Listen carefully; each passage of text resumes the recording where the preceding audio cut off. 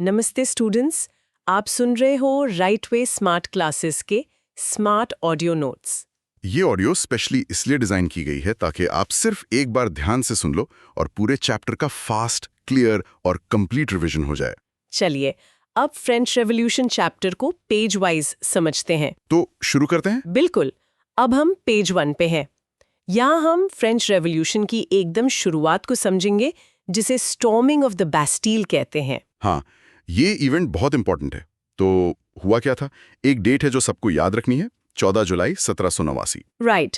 उस सुबह पेरिस शहर में माहौल बहुत टेंस था। हाँ, एक रूमर यानी एक अफवाह फैल गई कि किंग ने आर्मी को ऑर्डर दे दिया है कि वो आम सिटीजन्स पर गोली चला दे। अच्छा, तो इससे तो लोग डर गए होंगे। डर भी गए और गुस्सा भी हो गया। लगभग 7,000 मर्द और औरतें टाउन हॉल के सामने इकट्ठे हुए और उन्होंने बैस्टील प्रिजन की तरफ मार्च करना शुरू कर दिया। लेकिन बैस्टील ही क्यों? इतनी सारी जगहों में से वही क्यों?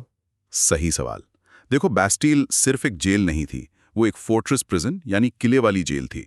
लोगों के लिए ये किंग के अत्याचार मतलब ऑपरेशन का एक निशान था। और सबसे इम्पोर्टेंट बात, ये किंग के एब्सोल्यूट पावर का सिंबल था, उसकी तानाशाही का। एग्जैक्टली, जिससे लोग नफरत करते थे। तो इसका रिजल्ट क्या हुआ? भीड़ ने क्या किया? गुस्से में आई भीड़ ने बैस्टील प्रिजन पर हमला करके उसे तोड़ दिया। यहां तक कि उसके पत्थरों को मार्केट में सुवेनियर्स यानी यादगार के तौर पर बेचा गया। वाओ! और यही इवेंट फ्रेंच रेवोल्यूशन की ऑफिशियल शुरुआत बना। हाँ, और ये याद रखना जरूरी है कि फॉल ऑफ द बैस्टील आगे चलकर पूरी दुनिया में फ्रीडम का एक पावरफुल सिंबल बन गया। चलिए अब हम आगे बढ़ते हैं पेज 2 पर। हाँ, तो पेज 2 पर हम समझेंगे उस सोसाइटी को जिसमें ये रेवोल्यूशन हुआ और फ्रांस की फाइनेंशियल प्रॉब्लम्स को भी। राइट। तो उस वक्त फ्रांस की सोसाइटी 3 हिस्सों में बटी हुई थी। एस्टेट्स कहते थे उन्हें। बिल्कुल, द 3 एस्टेट्स। सबसे ऊपर था फर्स्ट एस्टेट, जिसमें आते थे क्लर्जी यानी चर्च के लोग। करेक्ट, और इन्हें कोई टैक्स नहीं देना पड़ता था। फिर था सेकंड एस्टेट, इसमें आती थी नोबिलिटी यानी राजा, उसके रिश्तेदार और बड़े अमीर जमींदार।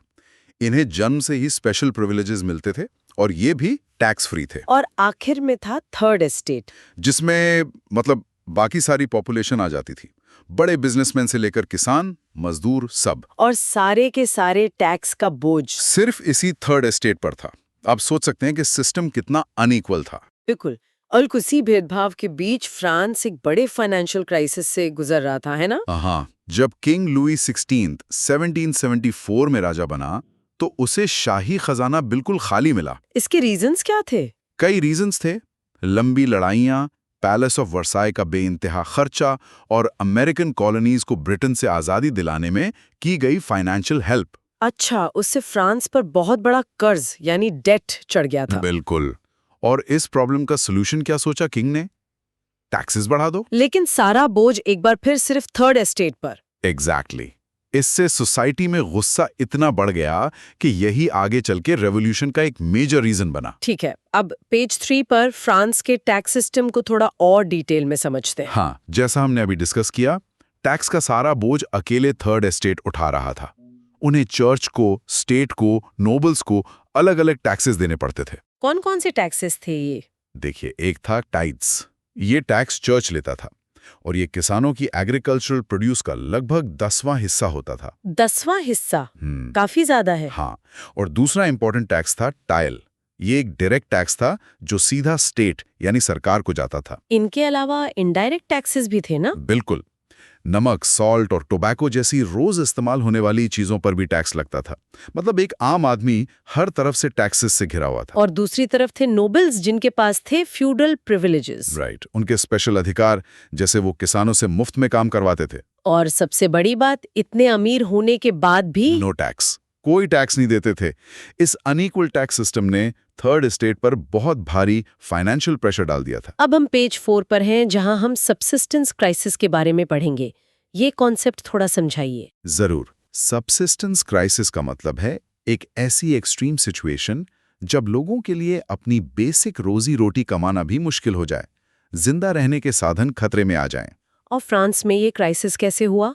इसकी एक पूरी चेन ऑफ इवेंट्स है। देखिए, फ्रांस की पॉपुलेशन 1715 से 1789 तक 23 मिलियन से बढ़कर 28 मिलियन हो गई थी। पॉपुलेशन बढ़ी, लेकिन अनाज का प्रोडक्शन नहीं बढ़ा। एग्जैक्टली। ऊपर से सूखे या ओले की वजह से हार्वेस्ट यानी फसल खराब हो गई, इससे अनाज की कमी हो गई। और इकोनॉमिक्स का सीधा रूल है, जब सप्लाई कम हो और डिमांड ज्यादा तो कीमत बढ़ जाती है। बिल्कुल, ब्रेड जो आम आदमी का मेन फूड था, उसके दाम आसमान छूने लगे। जबकि मजदूरों की सैलरी यानी वेजेस तो फिक्स थी। हाँ, तो महंगाई बढ़ती जा रही थी। नतीजा ये हुआ कि गरीब लोग 2 वक्त की ब्रेड भी नहीं खरीद पा रहे थे। इसका फाइनल आउटकम तो बहुत बुरा हुआ होगा। बहुत बुरा। भुखमरी फैल गई, फूड राइट्स यानी दंगे होने लगे और बीमारी और मौत आम हो गई। इसने अमीर और गरीब के बीच की खाई को और गहरा कर दिया। चलिए अब पेज 5 पर चलते हैं। यहाँ हम देखेंगे कि कैसे एक नए सोशल ग्रुप ने रेवोल्यूशन की नींव रखी। हाँ, 18th सेंचुरी में थर्ड एस्टेट के अंदर से ही एक नया पढ़ा लिखा ग्रुप उभरा, जिसे मिडिल क्लास कहा गया। इसमें लॉयर्स, ट्रेडर्स, गवर्नमेंट ऑफिशियल्स जैसे लोग थे। और इनकी सोच बहुत अलग थी। ये लोग जन्म से मिलने वाले प्रिविलेजेस के सख्त खिलाफ थे। उनका मानना था कि किसी भी इंसान की सोशल पोजीशन उसकी मेरिट यानी योग्यता से तय होनी चाहिए, ना कि इस बात से कि वो किस परिवार में पैदा हुआ है। बिल्कुल। और इस नई सोच के पीछे इंस्पिरेशन थी उस दौर के बड़े-बड़े फिलोसोफर्स की। जैसे कि जॉन लॉक। हाँ, जॉन लॉक ने डिवाइन राइट ऑफ किंग्स के आइडिया को रिजेक्ट किया, यानी राजा भगवान का रूप नहीं होता। फिर थे जॉन जाक रूसो। रूसो ने सोशल कॉन्ट्रैक्ट का आइडिया दिया कि गवर्नमेंट लोगों और उनके रिप्रेजेंटेटिव्स के बीच एक कॉन्ट्रैक्ट जैसी होनी चाहिए। और तीसरे थे मॉन्टेस्क्यू, जिन्होंने डिवीजन ऑफ पावर का आइडिया प्रपोज किया।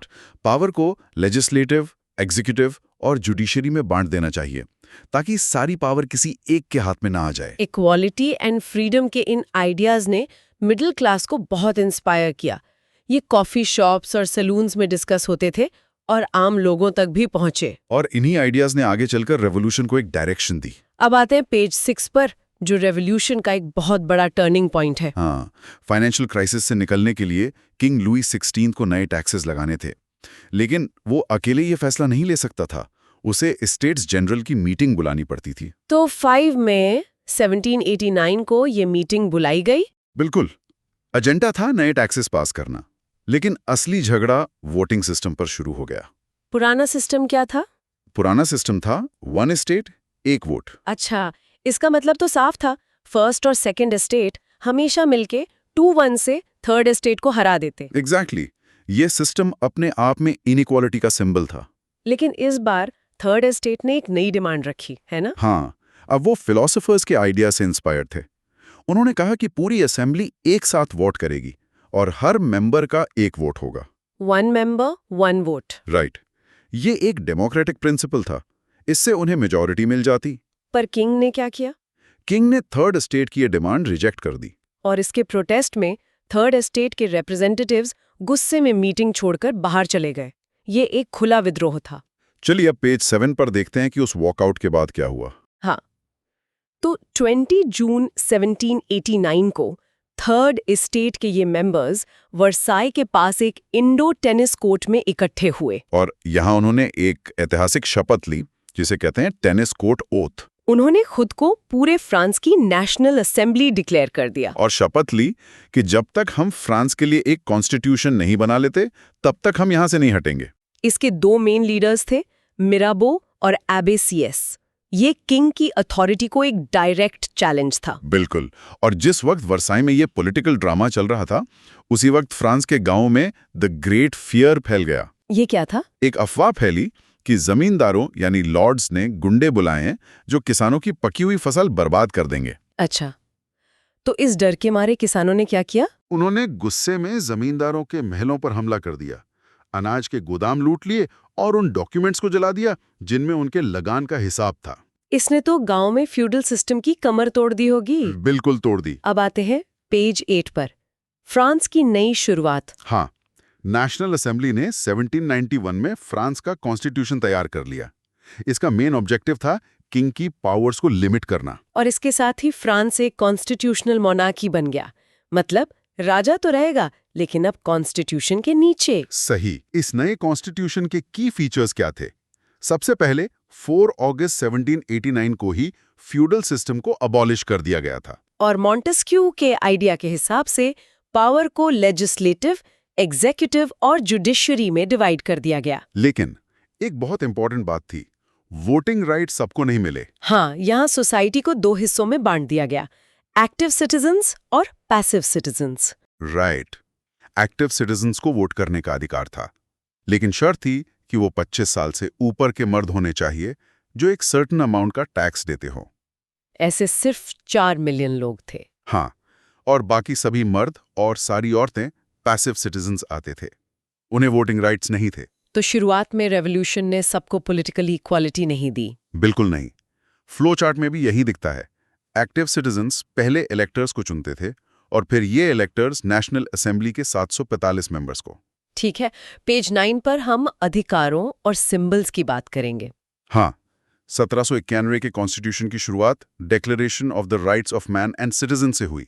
इसमें right to life, freedom of speech, equality before law जैसे बेसिक राइट्स दिए गए। इन राइट्स को नेचुरल एंड इनएलिएनेबल राइट्स माना गया। मतलब ये अधिकार हर इंसान को जन्म से मिलते हैं और इन्हें छीना नहीं जा सकता। और स्टेट की ड्यूटी है कि वो इन राइट्स को प्रोटेक्ट करे। बिल्कुल। और उस दौर में ज्यादातर लोग पढ़े लिखे नहीं थे, इसलिए इन आइडियाज को समझाने के लिए पॉलिटिकल सिंबल्स का इस्तेमाल किया गया। जैसे कि द ब्रोकन चेन, जो आजादी का सिंबल था। द बंडल ऑफ रॉड्स का मतलब था कि एकता में शक्ति है। The eye within a triangle भी था। हाँ, वो नॉलेज का सिंबल था। Snake biting its tail, eternity का। और रेड कैप, वो गुलाम पहनते थे जो आजाद हो जाते थे। तो यह सिंबल्स लोगों को आजादी और यूनिटी के लिए इंस्पायर करते थे। एग्जैक्टली। अब हम पेज 10 पर हैं। हाँ। और यहाँ से रेवोल्यूशन एक नए और भी ज्यादा रेडिकल फेज में एंटर करता है। हाँ, किंग लुई 16 ने नए कॉन्स्टिट्यूशन पर साइन तो कर दिया था, लेकिन वो सीक्रेटली प्रशिया और ऑस्ट्रिया के राजाओं से बात कर रहा था। क्यों? वो चाहता था कि ये राजा फ्रांस पर हमला करके रेवोल्यूशन को कुचल दें। इससे पहले कि ऐसा कुछ होता, नेशनल असेंबली ने अप्रैल 1792 में प्रशिया और ऑस्ट्रिया के खिलाफ वॉर डिक्लेयर कर दिया। हाँ, हजारों वॉलंटियर्स आकर आर्मी ज्वाइन करने लगे। उन्होंने इसे राजाओं के खिलाफ जनता की जंग माना। इसी दौरान मर्सिलेस गीत बहुत पॉपुलर हुआ है ना? बहुत, जो अब फ्रांस का नेशनल एंथम है। वॉर की वजह से देश में इकोनॉमिक डिफिकल्टीज और बढ़ गईं। इस माहौल में पॉलिटिकल क्लब्स बहुत इंपॉर्टेंट हो गए। और सबसे सक्सेसफुल क्लब था जैकोबिन्स। इनके लीडर थे मैक्सिमिलियन रॉबस्पियर और इनके ज्यादातर मेंबर्स सोसाइटी के गरीब तबके से थे। इन जैकोबिन्स ने खुद को अमीर लोगों से अलग दिखाने के लिए लंबी धारीदार पतलून पहनना शुरू किया। इसलिए इन्हें साइंस कुलॉट्स कहा जाने लगा। अब पेज 11 पर देखते हैं कि फ्रांस में मोनार्की यानी राजशाही का अंत कैसे हुआ। 10 अगस्त 1792 को जैकोबिन्स ने पैलेस ऑफ टुइलेरीज पर हमला कर दिया, राजा के गार्ड्स को मार दिया और किंग को बंधक बना लिया। इसके बाद हुए नए इलेक्शंस और इस बार एक बड़ा बदलाव हुआ। हाँ, 21 साल से ऊपर के सभी मर्दों को वोट देने का अधिकार मिल गया, चाहे उनके पास प्रॉपर्टी हो या ना हो। Universal male suffrage. करेक्ट। इस इलेक्शन से जो नई असेंबली चुनी गई उसका नाम रखा गया कन्वेंशन। और 21 सितंबर 1792 को कन्वेंशन ने मोनार्की को पूरी तरह अबॉलिश कर दिया और फ्रांस को एक रिपब्लिक डिक्लेयर कर दिया। रिपब्लिक यानी एक ऐसी गवर्नमेंट जहां हेड ऑफ स्टेट इलेक्टेड होता है, हेरिडिटरी नहीं। और किंग लुई 16 का क्या हुआ? उस पर देशद्रोह यानी ट्रीजन का मुकदमा चला।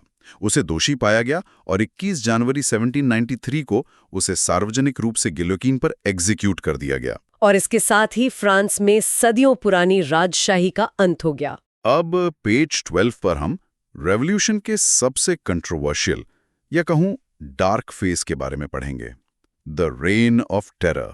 ये 1793 से 1794 तक चला और इसके पीछे जैकोबिन लीडर रॉबेस्पियर था। हाँ, उसने सिवियर कंट्रोल और पनिशमेंट की पॉलिसी अपनाई। इस दौर का सिंबल बन गया गिलोटिन। ये एक मशीन थी जिस पर रखकर लोगों का सर काट दिया जाता था। और जो कोई भी रॉबेस्पियर की पॉलिसी से सहमत नहीं होता था, चाहे वो नोबल्स हों, क्लर्जी हों या उसकी अपनी पार्टी के लोग, उन्हें अरेस्ट करके गिलोटिन पर भेज दिया जाता था। पर उसने इक्वालिटी लाने के लिए कुछ स्ट्रिक्ट रिफॉर्म्स भी किए थे ना? हाँ, किए थे। महंगा सफेद आटा बंद कर दिया और सभी के लिए इक्वालिटी ब्रेड जरूरी कर दी। ट्रेडिशनल टाइटल्स जैसे मॉन्शर और मैडम की जगह सभी को सिटोयन और सिटोयन यानी सिटीजन कहना अनिवार्य कर दिया गया। लेकिन उसकी पॉलिसीज इतनी बेरहम थीं कि उसके सपोर्टर्स भी त्राहिमाम करने लगे। आखिरकार जुलाई 1794 में उसे अरेस्ट कर लिया गया। और अगले ही दिन उसे भी गिलोटीन से एग्जीक्यूट कर दिया गया। हाँ, और इसके साथ ही रेन ऑफ टेरर का अंत हुआ। पेज 13 पर देखते हैं कि रेन ऑफ टेरर के बाद क्या हुआ। रॉबेस्पियर के गिरने के बाद जैकोबिन गवर्नमेंट का अंत हो गया। पावर एक बार फिर से वेल्दी मिडिल क्लास के हाथों में आ गई। उन्होंने एक नया कॉन्स्टिट्यूशन बनाया जिसमें गरीब लोगों से वोटिंग राइट्स वापस ले लिए गए। हाँ, और इस नए सिस्टम में पावर किसी एक के हाथ में ना जाए, इसलिए 5 मेंबर्स की एक एग्जीक्यूटिव बॉडी बनाई गई जिसे डायरेक्टरी कहते थे। लेकिन ये सिस्टम भी आगे जाके फेल हो गया। क्यों? क्योंकि ये डायरेक्टर्स अक्सर लेजिस्लेटिव काउंसिल से झगड़ते रहते थे। इससे गवर्नमेंट में हमेशा पॉलिटिकल इंस्टेबिलिटी बनी रहती थी। अच्छा, गवर्नमेंट कमजोर हो गई थी। बिल्कुल। और इसी पॉलिटिकल इंस्टेबिलिटी का फायदा उठाकर एक young military general Napoleon Bonaparte exactly उसने पावर अपने हाथों में ले ली। डायरेक्टरी रूल खत्म हुआ और 1804 में नेपोलियन ने खुद को फ्रांस का एम्परर डिक्लेयर कर दिया। तो जहां से रेवोल्यूशन शुरू हुआ था वहीं मोनार्की जैसी चीज वापस आ गई। चलिए अब पेज 14, एक बहुत इंपॉर्टेंट सवाल। Did women have a revolution? क्या इस क्रांति में महिलाओं को उनके अधिकार मिले? महिलाएं शुरू से ही रेवोल्यूशंस में बहुत एक्टिव थीं। औरतों ने पार्टिसिपेट किया था। उन्होंने पॉलिटिकल क्लब्स बनाए, न्यूज़पेपर शुरू किए। हाँ। उनकी सबसे मेन डिमांड थी कि उन्हें मर्दों के बराबर पॉलिटिकल राइट्स मिलने चाहिए, खासकर राइट टू वोट। लेकिन 1791 के कॉन्स्टिट्यूशन ने उन्हें पैसिव सिटीजन्स का दर्जा देकर निराश कर दिया। ओलिम्प द गॉर्जेस एक ऐसी ही रेवोल्यूशनरी वुमन थी जिन्होंने declaration of the rights of women and citizen लिखा। लेकिन रेन ऑफ टेरर के दौरान उन्हें एग्जीक्यूट कर दिया गया। इस रेवोल्यूशन का इम्पैक्ट उन पर मिला जुला रहा। कुछ पॉजिटिव चेंजेस हुए, जैसे लड़कियों के लिए स्कूलिंग कंपलसरी की गई और डिवोर्स को लीगल बनाया गया। लेकिन रेन ऑफ टेरर के दौरान उनके सारे पॉलिटिकल क्लब्स बंद कर दिए गए। और सबसे शॉकिंग बात, फ्रांस में औरतों को वोटिंग राइट्स आखिरकार 1946 में जाकर मिले। इतना लेट? अब आते हैं पेज 15 पर, जो स्लेवरी यानी गुलामी के इंपॉर्टेंट इशू को डिस्कस करता है। प्रॉब्लम ये थी कि फ्रांस की कैरिबियन कॉलोनीज में प्लांटेशंस पर काम करने के लिए मजदूरों की कमी थी। हाँ, इस कमी को पूरा करने के लिए 17th सेंचुरी में ट्रायंगुलर स्लेव ट्रेड शुरू हुआ। ये ट्रेड यूरोप, अफ्रीका और अमेरिकास के बीच होता था। फ्रेंच मर्चेंट्स अफ्रीका के कोस्ट से गुलाम खरीदते थे, हाँ, और उन्हें जहाजों में बुरी तरह ठूंस कर अटलांटिक के पार कैरिबियन ले जाते थे और वहां प्लांटेशन ओनर्स को बेच देते थे। रेवोल्यूशन के दौरान इस पर बहस तो हुई होगी। बहुत हुई, लेकिन ज्यादातर नेता स्लेव ट्रेड पर डिपेंड करने वाले बिजनेसमैन को नाराज नहीं करना चाहते थे। आखिरकार 1794 में कन्वेंशन ने स्लेवरी अबॉलिश कर दी। लेकिन ये आज़ादी ज्यादा दिन नहीं टिकी।